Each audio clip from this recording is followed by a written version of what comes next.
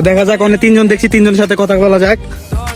ভাই আপনাদের কারোর জিএফ আছে? আপনার গার্লফ্রেন্ড আছে? না ভাই। আপনার গার্লফ্রেন্ড আছে? হ্যাঁ, আগে ছিল, এখন নাই।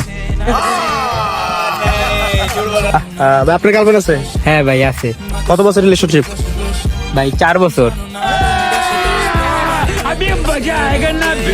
তো ভাই আপনি এখন একটা চ্যালেঞ্জ দিব, আপনি যদি এই চ্যালেঞ্জটা কমপ্লিট করতে পারেন আপনাকে আমি নগদ নিচ্ছেন 500 টাকা দিব। ডেট করতে পারবেন?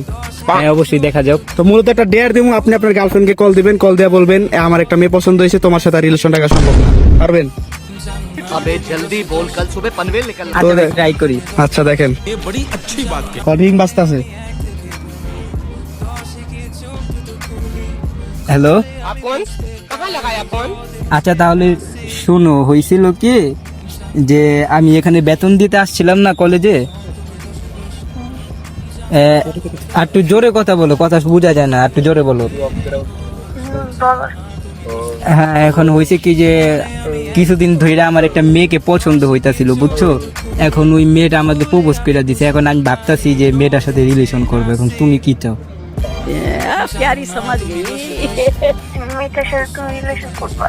হ্যাঁ, ওই মেয়েটাকে কিছুদিন ধরে ভালো লাগতাছিল, তার মধ্যে আবার ও আজকে নিজে থেকে প্রপোজ করছে।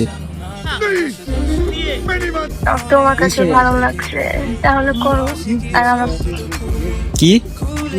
তাহলে করো, আর আমাকে বলে দাও, আমি আর আমার সাথে কথা বলবো না।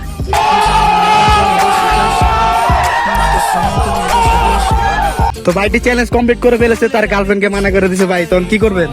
ভাই আমি জানি না ভাই, আমার লগে কি হইব ভাই। 4 বছরের রিলেশনশিপ কমপ্লিট করে দিছে, তো 500 টাকা আর আমি দিমু এখন। লন, এখন কি করবেন? কেমনে মানাবেন?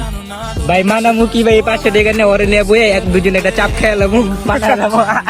দেখা যাক। কত ভিডিও এই পর্যন্তই শেষ।